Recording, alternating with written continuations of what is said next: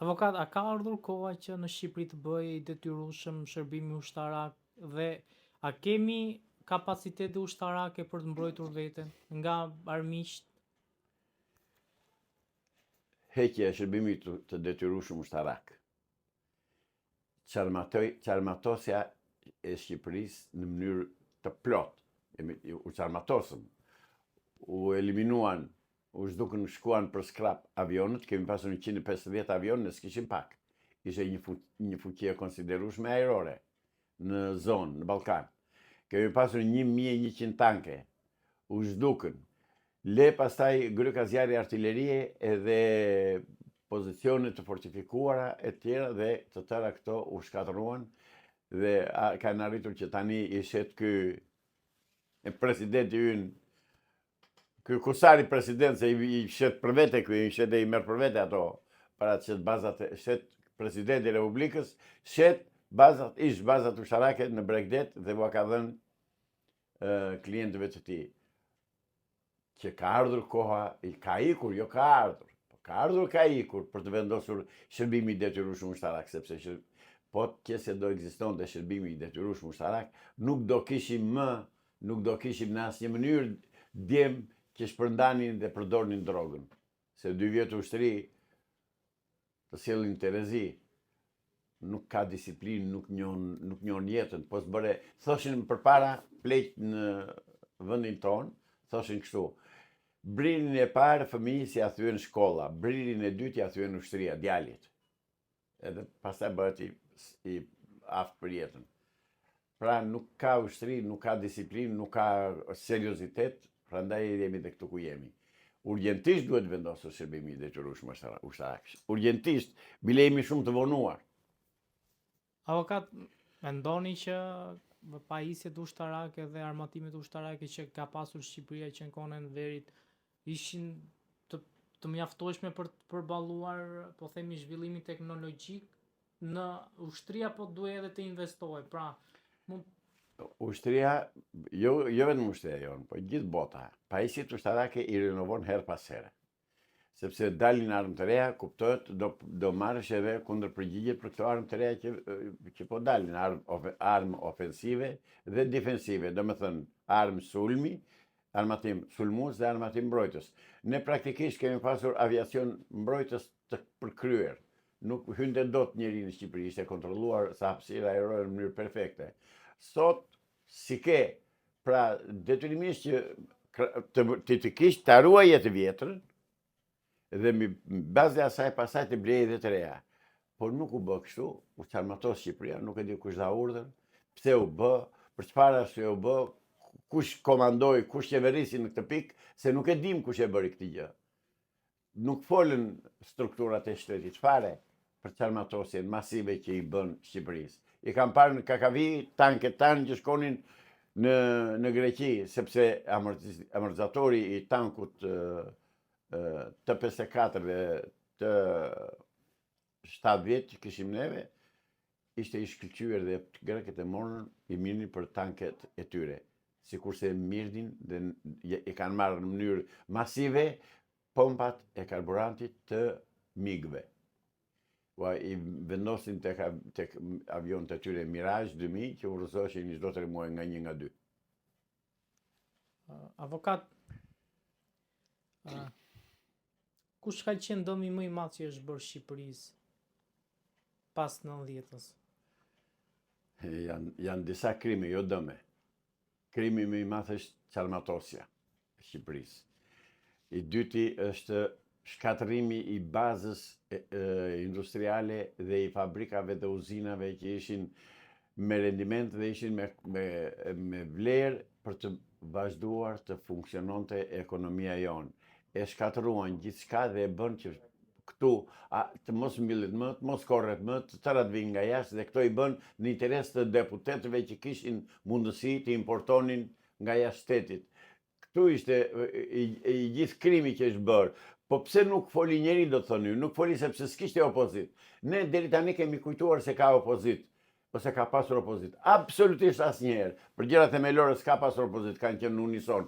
Që në 91-shin edhe deri sot e kësaj dite. Që atëherë kur u krijuan nga Ramizalia ajo opozita e ashtu quajtur opozit, të cilëve u ishte vënë vije kuqe, do bësh opozit deri këtu, po këtu po kalove vije kuqe ti kën koka. Dhe nuk u kalua ndonjëherë vije kuqe që të kërkoj llogari, pse u çarmatos Shqipëria, pse u shkatëruan uzinat, pse u shkatëruan kombinatet, pse u shkatërua bujqësia, pse u shkatërua mekanika bujqësore, gjithçka u shkatërua. Dhe s'jep njëri llogari. Ata janë gjallë aty, i kemi akoma. Të dalin të japin llogari, unë këtë i bëthirje aleatëve tanë Amerikanë. Të nxjerrin para përgjegjësisë këta kriminalë që shkatëruan ekonominë dhe industrinë shqiptare. Atë që qe. Asnjë nga vendet e lindjes nuk i prishit. Të tëri kanë punë. Çekia, Slovakia, Rumania, të tëri kanë punë uzinat edhe fabrikat që kishin si nuk u vun zjarrin, këta vun zjarrin. Pra këta kanë punuar në mënyrë sistematike në funksion dhe në interes të Beogradit dhe të Athinës. Pra po e them të Beogradit dhe të Athinës. Dhe do përgjigjen, do vi një ditë që do përgjigjen.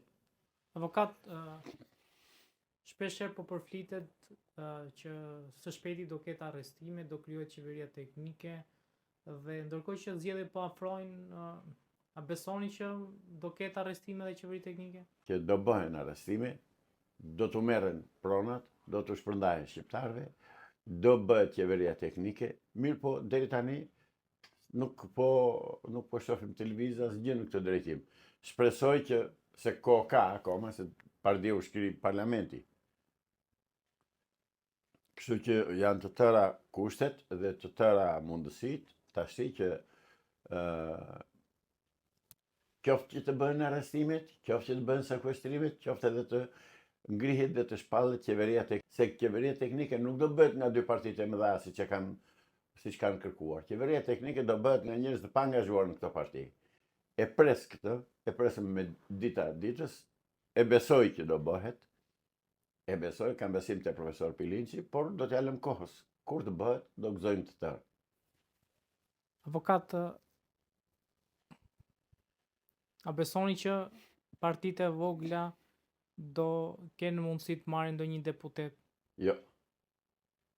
Partitë e vogla ose partitë që siç e kam quajtur unë në mënyrë të përsëritur, nuk do marrin, nuk do kenë përfaqësues të tyre, sepse janë të tëra ose mund t'u japin nga një kock këta të dy të mëdhenj, partitë e mëdha, mund t'u japin dhe atyre nga një kock që të thonë ja u përfaqësuan dhe të vegjël për të treguar që këtu ka pluralizme dhe ka pjesëmarrje të gjerë.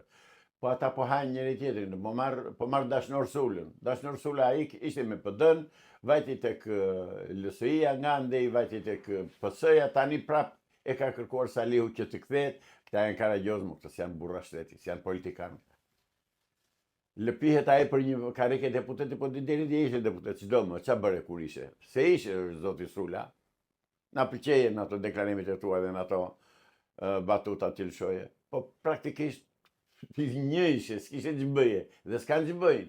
Këtu është ngërçi i jashtëzakonshëm, është legalizimi i diktaturës nëpërmjet kodit zgjedhor, nëpërmjet marrëveshjes së vitit 2008 në 21 prill.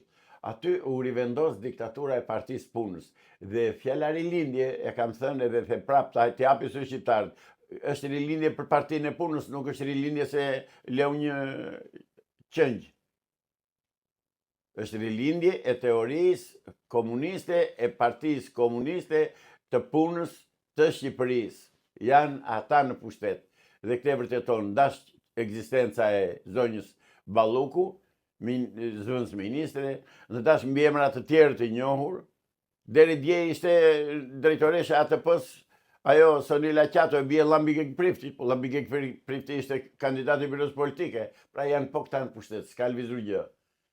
Dhe për këtë kërkojnë qytetarët shqiptarë dhe më kapin për ditë për xhakete, avokat ke deklaruar i do bëhet, qeveri teknike do bëhen zgjedhje. Më duket dhe mua sikur e kam thënë unë këtë, unë nuk e kam thënë nga vetja. Avokat, mbrëmjen e djeshme, biznesmeni i njohur Elton Iliani ka bërë disa deklarata lidhur me këngëtaren Parashevi Simaku. Dhe ne kemi bërë disa intervista bashkë dhe ndërta ju keni qenë të parë që keni thënë që ajo ka qenë e përndjekur shumë nga sigurimi i shtetit, gjë që të cilën pak a shumë e konfirmoi dhe Elton Iliani. Shiko, është fakti i njohur që sigurimi i shtetit, njerëzit e artit i kanë ndjekur në mënyrë të veçantë, qoftë brenda, qoftë jashtë shtetit. Kam parasysh nuk mund të dilnin sportistët jashtë pa të pashoqëruar nga një oficer i sigurimit të shtetit. Nuk mund të shkonin skuadrat tona të futbollit jashtë shtetit për të luajtur në kampionate të ndryshme të pashoqëruar dhe të pakontrolluar dhe survejuar mirë nga dy, jo një, nga dy zyrtarisht oficerët të sigurimit të shtetit. Lere pastaj që mund të bënin ata me njëri tjetrin, sepse u ndërtua një shoqëri mbi bazën e spionimit, mbi bazën e deklarimeve të rreme ose dhe të vërteta, por që nuk mete gjë pa denoncuar në sigurimin e shtetit, në organet e diktaturës. Populli ynë ka, dhe bashkë me të edhe unë, kemi kaluar një kalvar të gjatë frike dhe shantazhi nga diktatura. Një diktaturë e pa shembull. Kishin dhe rumunit kishin diktaturë, kishin dhe këto shtete të tjera të ish bllokut komunist sovjetik, por jo si në Shqipëri. Shqipëri është bërë tmerr. Në Shqipëri arritën deri aty sa sot, tani që flasim bashk, ka me dhjetra të zhdukur në burgjet e diktaturës që nuk u dihet varri ku janë varrosur dhe si janë. Kam vajtur, para 4 vjetësh kam vajtur, ishte një përvjetor, nuk e di sa ishte në ish burgun e qaf barit, në andej në Apuka së kosht, kam parë tmerr. Ishte një vend që thuaj këtu janë varrosur të gjithë ata që kanë vdekur në burg. As emër, as një gjë, thjesht thuaj që këtu janë varrosur ata dhe kaq, një tabel e vend tani mbas diktaturës. Kështu që nuk më habit fare fakti që është deklaruar, dhe mirë ka bërë ai zotnia, që ka deklaruar një gjë të tillë, sepse ishte vërtet. Parashevia ka hequr realisht, ka hequr të zite ullirit nga sigurimi i shtetit. Ishin objekti. Jo Parashevia që ishte një vajzë shumë e bukur, edhe nuk diskutohet që do vërsuleshin të tërë qënë të sigurimit të shtetit mbi të.